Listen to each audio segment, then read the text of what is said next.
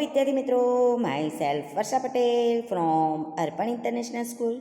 So today we are going to learn about supplementary reader. Read to Magic of Tune यानी कि सूर. જે વાંસળીનો સૂર કેવો હોય, કોઈ પણ સંગીતનો જે જાદુ છે તેની અસર કેવી હોય છે તે આ આખા ચેપ્ટરમાં બતાવવામાં આવી છે કે એક મધુર સંગીત તેમના પર અન્ય વાંસળીવાળાનું જે મધુર સંગીત છે એ કોના ઉપર કઈ રીતે અસર કરે છે. અને આ પાઠમાં એ પણ એક એવો પણ સુંદર સંદેશ આપવામાં આવ્યો છે કે લોભ પોતાની જ ભારે પડે છે. એક સુંદર સંદેશો કે કદી પણ લાલચ રાખવી જોઈએ નહીં, એ હંમેશા આપણને પોતાને જ ભારે પડે છે. અને આ જે ચેપ્ટર છે એ ચેપ્ટર પૂર્વે જે જર્મની છે એમાં હેમેલિન નામનું એક નગર હતું. વિદ્યાર્થી મિત્રો, તમે અહીંયા જોઈ શકો છો બરાબર કે સંગીતના સુરે બાળકો કેવા એક વ્યક્તિની પાછળ જઈ રહ્યા છે. બરાબર, બધા જ બાળકો એની પાછળ પાગલ બની ગયા હતા. એવી વાત આ યુનિટમાં બતાવવામાં આવી છે. જર્મનીમાં જે હેમલિન નામનું એક નગર હતું એના લોકો જે હતા એ સ્વાર્થી બની ગયા હતા અને એમણે પોતાના ગામમાંથી, પોતાનું જે નગર હતું એમાંથી પાલતુ પ્રાણીઓથી છુટકારા મેળવવા માટે એમણે નક્કી કર્યું અને એમણે કૂતરા બિલાડીને નગરની બહાર કાઢી મૂક્યા. થોડા સમયમાં તો ઉંદરો જે હતા એમણે પોતાનું આખું સામ્રાજ્ય ત્યાં જમાવી લીધું અને ઉંદરોને પકડવા માટે અને મારી નાખવા માટે કૂતરાઓ કે બિલાડીઓ તો હતા જ નહીં, કેમ કે એમણે કાઢી મૂક્યા હતા ને લોકો ઉંદરોથી ખૂબ ત્રાસી ગયા હતા. એટલે તેઓ મેયર પાસે ગયા અને જેણે હાથ ઊંચા કરી દીધા મેયરે, એટલે નગર પરિષદે તાત્કાલિક સભા બોલાવી. ઉંદરોને મારી નાખવા માટે ઘણા બધા રસ્તા અજમાવવામાં આવ્યા, પણ કાતિલમાં કાતિલ ઝેર પણ તેમને મારી શક્યું નહીં, એમનું કોઈ નુકસાન કરી શક્યું નહીં. અને છેલ્લે નગરને ઉંદરોથી મુક્તિ અપાવશે એવું યુવાન પરિષદમાં આવ્યો એક યુવાને કહ્યું. એણે વાંસળીનું સંગીત બધા સજીવોને આકર્ષી શકે છે. એણે એવું જણાવ્યું કે એક વાંસળી વગાડવામાં આવે તો એનું જે સંગીત છે એ બધા સજીવોને આકર્ષી શકે છે. એણે ઉંદરોને હાંકી કાઢવા માટે સોનાના 100 સિક્કામાં આપવાની માંગણી કરી તો મેયરે તેને 1000 આપવાનું કહ્યું કે 100 શું, તને 1000 આપીશું. યુવાન તેની વાંસળી ઉપર અત્યંત મધુર સ્વર રેલાવા લાગ્યો. ઉંદરો ઘરોમાંથી દોડી આવ્યા અને શેરીઓ તેમનાથી ઉભરાઈ ગઈ. નગરજનો આશ્ચર્યચકિત થઈને જોવા લાગ્યા. તેમને વિશ્વાસ આવતો ન હતો. યુવાન નદીમાં ઉતરી ગયો અને ઉંદરો પણ ખચકાયા નહીં.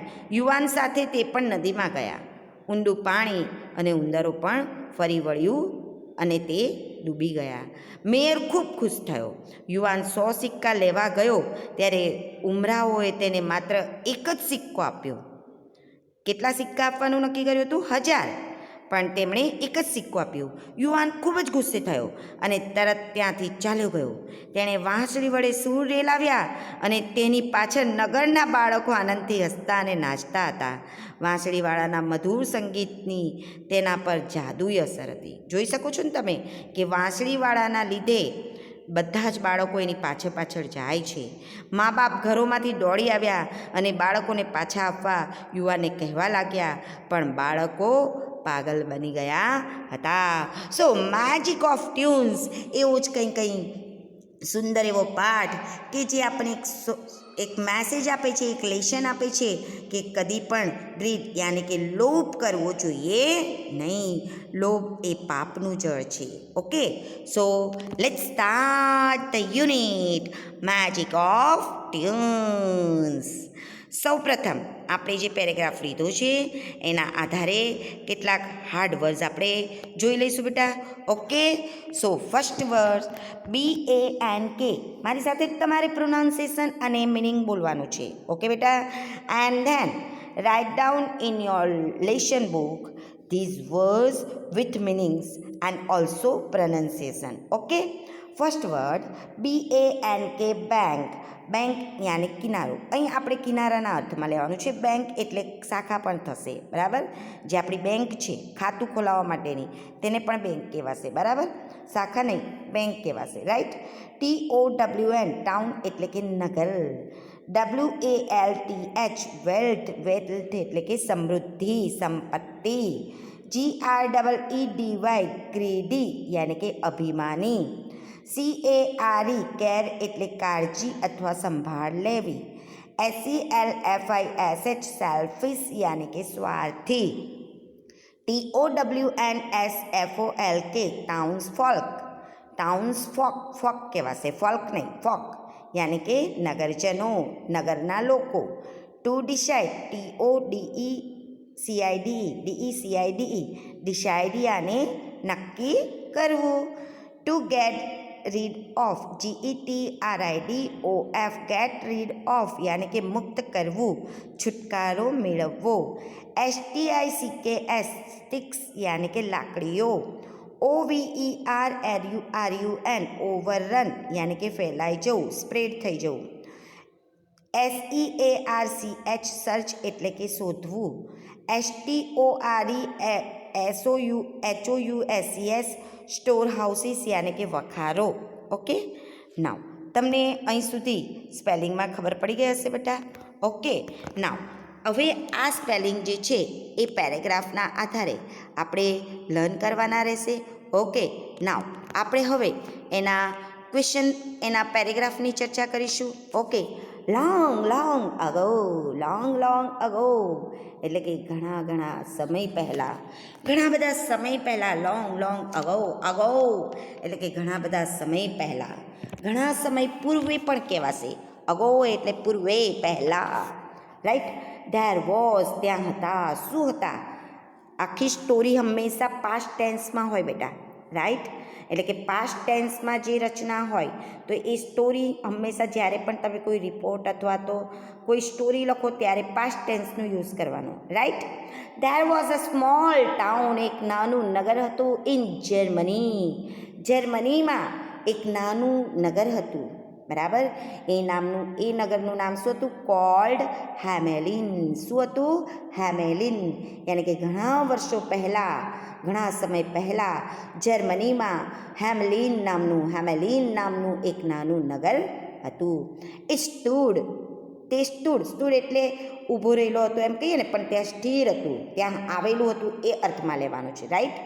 ઓન ધ, જ્યારે પણ જે કહો એ પ્રેપોઝિશનનો યુઝ થયો છે, રાઈટ.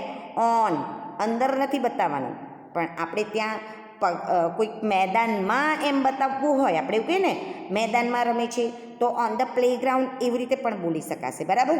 પણ અહીં એવું ના કહેવાય કે નદીમાં, બરાબર, અથવા તો કિનારામાં, એવું નથી કહેવાનું. On the banks of river Weser, Weser જે આ નદી છે એનું નામ છે વેસર. નદીના કિનારે આ નગર આવેલું હતું. ઓકે, ધ ટાઉન વોઝ, અને આ જે ટાઉન હતું એ ફેમસ યાની કે પ્રસિદ્ધ હતું.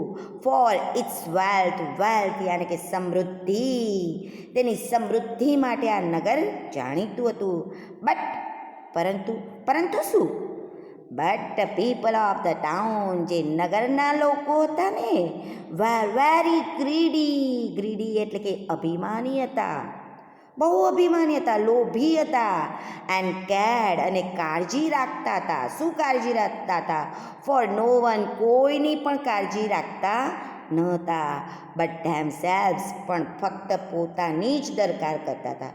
એમના સિવાય કોઈ બીજાની એ દરકાર કરતા નહોતા, અથવા તો કાળજી રાખતા, સંભાળ રાખતા નહોતા, પોતાની જ પડી હતી. એટલા બધા લોભી હતા.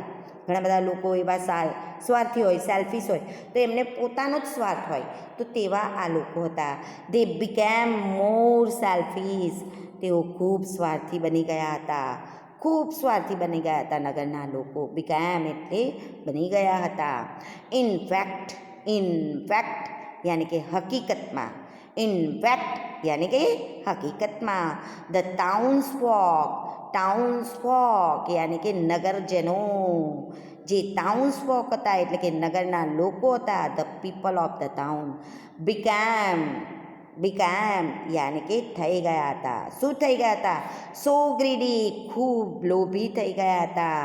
ધેટ કે જેથી they decided તેમણે નક્કી કર્યું. શું નક્કી કર્યું? ટુ ગેટ રીડ ઓફ યાની કે છુટકારો મેળવવો છે એમને. એમનાથી છુટકારો મેળવવાનું એમણે નક્કી કરી લીધું. ઓલ ધેર પેટ્સ એમના જે દરેક પાલતુ પ્રાણીઓ હતા એમનાથી એમણે છુટકારો કરવાનું નક્કી કરી લીધું. મોર્નિંગ એક સવારે તેઓએ લીધું. શું લીધું? સ્ટિક્સ યાની કે લાકડીઓ એમણે લીધી એક સવારે. એન્ડ ડ્રોવ અવે ડ્રાઈવ એટલે હંકારવું પણ થશે, પણ એમણે ડ્રાઈવ અવે એટલે હંકારી કાઢવું, અને ડ્રોવ અવે અહીં પાસ્ટ ટેન્સ છે એટલા માટે હાંકી કાઢ્યા એટલે કે બહાર કાઢી મૂક્યા. લાકડી વડે એમને બહાર કાઢી મૂક્યા, હાંકી મૂક્યા. Every dog and cat out of town યાની કે નગરની બહાર. કોને કાઢી મૂક્યા એમણે? તો કે ડોગ એન્ડ કેટ, કૂતરાઓ અને બિલાડીઓને એમણે નગરમાંથી આ બધાને સ્ટિક્સ વડે કાઢી નાખ્યા. સૂન અને તરત જ થોડા સમયમાં જ ધ ટાઉન વોઝ જે નગર હતું તે શું થઈ ગયું? ઓવરરન ભરચક થઈ ગયું, સ્પ્રેડ થઈ ગયું, ફેલાઈ ગયું. એમાં આખા નગરમાં ફેલાઈ ગયા બાય રેટ્સ, આખું નગર ઉંદરોનું સામ્રાજ્ય છવાઈ ગયું, ત્યાં જમાવી દીધું. Because there were no dogs કારણ કે ત્યાં શું ન હતા? કૂતરા ન હતા. ઓર કેટ્સ કે બિલાડીઓ પણ ન હતા. ઇન ધ ટાઉન આ જે નગર હતું એમાં કૂતરા અને બિલાડીઓ હતા નહીં.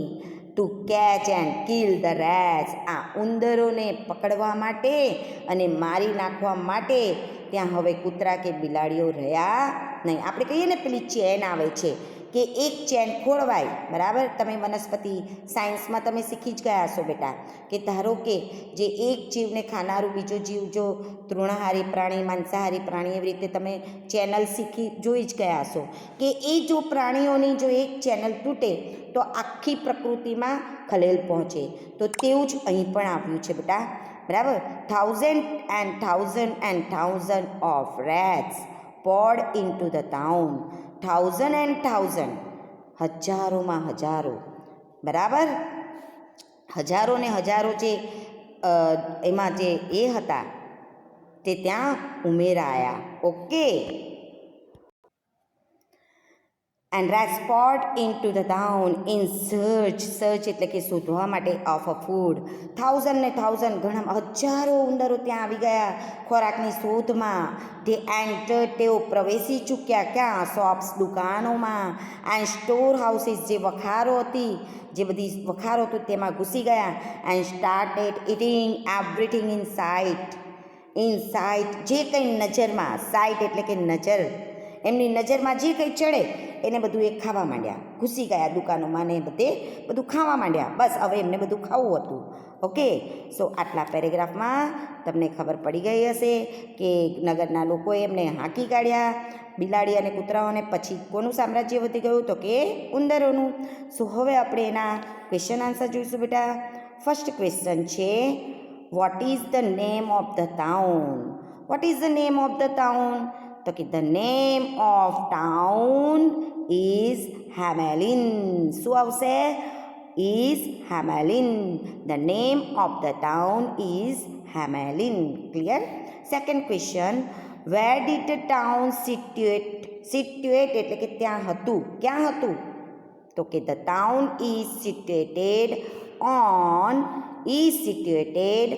On the banks of river Weser. ક્યાં સિટ્યુએટેડ હતું? તો કે bank of the river Weser. Okay. Now third question, the word find out એટલે આપણે સર્ચ કરી નાખવું, શોધી નાખવું એવું કહેવાય ને. તો in search of. Okay. Fourth question, why was the town overrun? The town overrun એટલે કે ભરચક થઈ ગયું અથવા તો ફેલાઈ ગયું બાય રેટ્સ વડે એમનું સામ્રાજ્ય કેમ વધી ગયું? The town was overrun by rats. ક્વેશ્ચનમાંથી જ તમારે આખો પ્રશ્ન જવાબ લખી લેવાનો, બરાબર, અડધા ભાગનો. ત્યારબાદ વાય આપ્યું છે એટલા માટે તમે શું લખશો? બીકોઝ. અહીં તમારે બીકોઝ લખવું પડશે. સો, બરાબર, બીકોઝ. ધેરફોર એવું પણ લખી શકશો. Therefore there were no dogs or therefore નહીં લખશો, બરાબર, તમે બીકોઝ લખશો. Okay. There were no dogs or cats. There were no dogs or cats. Clear? Fifth question, who are tired of rats? તો જવાબમાં શું આવશે? The people are tired of rats. Clear બેટા? The people are tired of rats. Clear? Spread over and occupied means overrun. ફેલાઈ જવું એમ કહીએ ને, ઓવરરન ભરચક થઈ ગયું. સ્પ્રેડ ફેલાઈ ગયું, ઓવર આખામાં ફેલાઈ ગયું, સામ્રાજ્ય છવાઈ ગયું એમ કહેવાય, તો એને કહેવાશે ઓવરરન. ક્લિયર બેટા? સો આઈ હોપ ધેટ કે તમને આજનું આ જે ચેપ્ટર આપણે મેજિક ઓફ ટ્યુન્સ જે ચલાવ્યો અને એના જે ક્વેશ્ચન સમજાવ્યા એ તમને ખ્યાલ આવી ગયો હશે, બરાબર. So thank you very much, બરાબર.